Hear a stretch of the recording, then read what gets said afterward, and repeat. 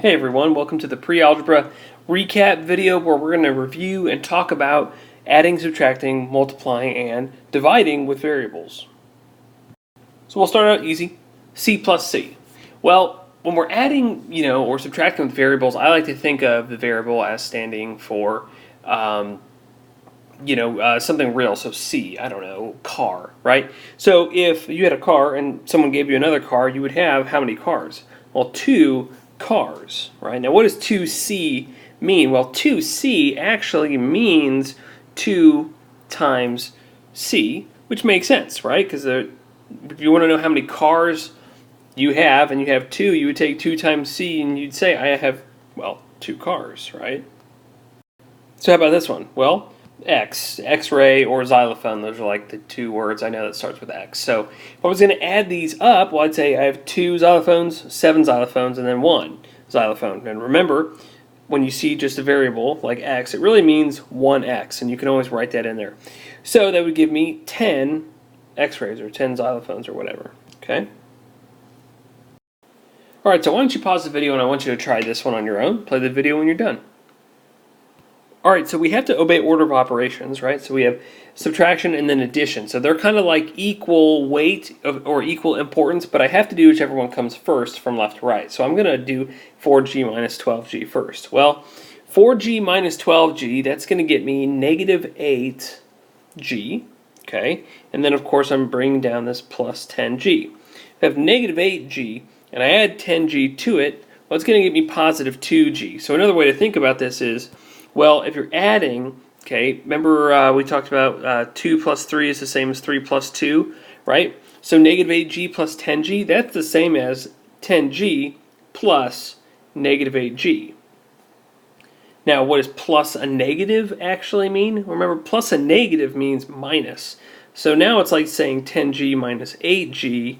Well, that's, easy. That's just 2g, and then you'd be done.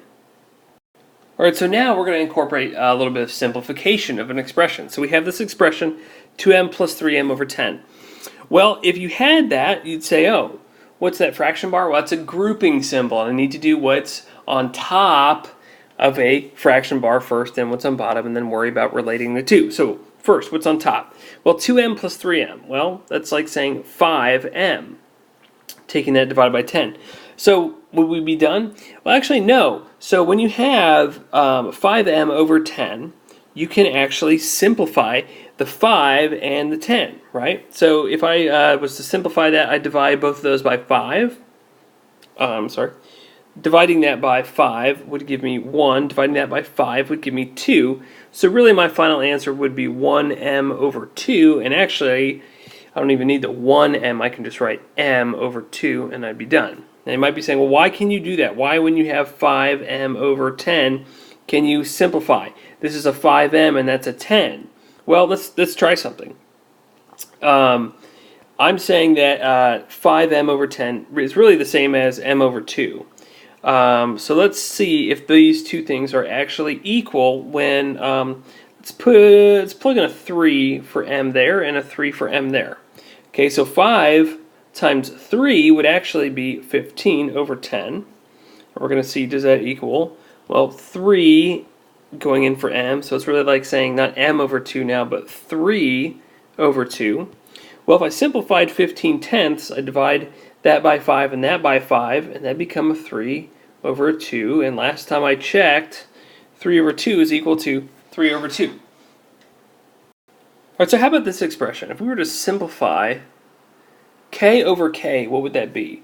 Well, what's 3 over 3? What's negative 2 over negative 2? Well, those are both equal to 1. So k over k is also equal to just the number 1. Anything over itself is 1, always. Alright, so how about x times x times x, if we were to simplify that expression? Well, what does that really mean? Well, it means x multiplied by itself 3 times. So I would actually say 3x?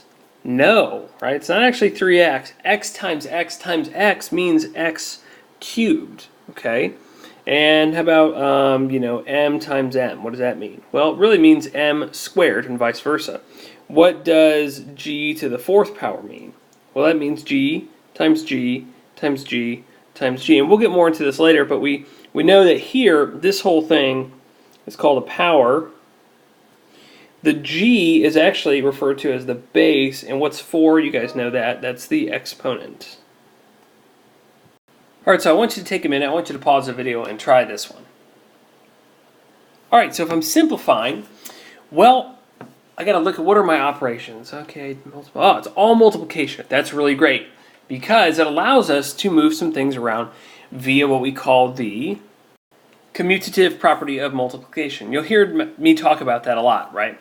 So commute, what does it mean to commute? Well, if you were on a commuter train, you'd go from, one place, maybe that's your house, to another place, work or something, right? So you would commute. So same thing here. We're going to take some of these terms and commute them or move them.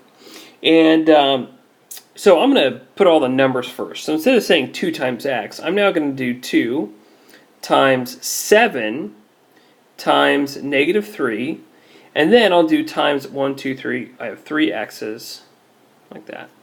Okay? So then what I can do is obey some order of operations.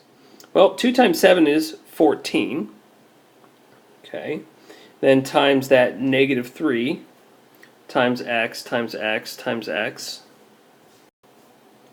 And then, let's see, 14 times -3. Well, it's definitely going to be negative. And 14 times 3, well, let's see, 28 plus another 14 would end up getting you 42. But it's negative 42. Then we have times x times x times x. All right, now, what I'm going to do next is I'm going to simplify this part right here. So I know x times x would be x squared. X times x times x is x cubed. So really this is like saying negative 42 times x cubed. And when I get to this point, multiplication, I can simplify it one more step by getting rid of that multiplication sign. I really don't need it because I can really write this as negative 42x cubed. And that would be the simplified version of that. All right, so how about something like this? What would we do? Well, okay, when it comes to division, it's actually pretty easy because what I can do first is I'm going to write this out in expanded form, okay? And I tend to like to leave the numbers by themselves. I'm not going to write 18 as 2 times 9 or 2 times 3 times 3. I'm just going to leave it as 18. But what I'm going to expand are the variables. So a squared is like, well, 18 times a, and then times a b. On bottom, I'll keep the 6, but then I'll do times a, times b, times b, times b, times b. Now we're simplifying, right? That's the instruction there. So things are going to get, well, more simple or smaller. So whenever I have an a up here and an a down there, I can cancel. So cancel one, cancel another. Now I can't cancel this other a because there's no other a down here. So I move on to the b's. One on top, one on bottom. Okay?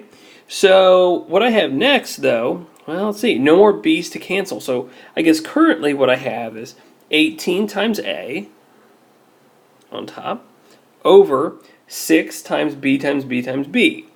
So that's like saying 6b cubed. Now I'm not totally done. And what's the reason? Well, I haven't simplified the 18 and the 6. So just like we would simplify the fraction 18 over 6, we're going to do the same thing here. It doesn't really matter that there's variables there. So 18 over 6, well, 6 goes into 18 3 times. So it's like saying 3 over 1. So really, I'm going to simplify it and write 3a over 1b cubed. And the last thing I can do is, well, do I really need a 1 there? No, I don't. It's not wrong to leave it, but I could write it this as 3a over just b cubed, and I would be done. All right, guys, that's all I have for you. Thanks for sticking with me as we talked about adding variables, subtracting variables, multiplying variables, and dividing with variables. And I look forward to seeing you in class.